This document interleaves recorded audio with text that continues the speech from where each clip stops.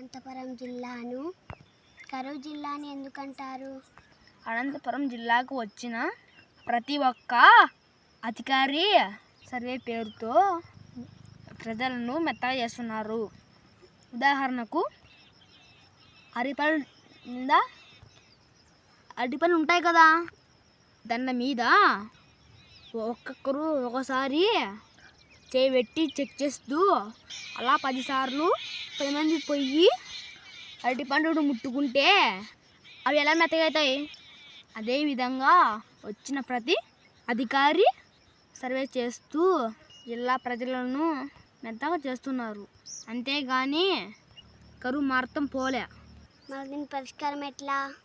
ఒక్కటే పరిష్కారం, deputy CM కార్యాలయాన్ని అనంతపురం జిల్లాలో పెడితే కరువును కొంచెమైనా తగ్గించవచ్చు.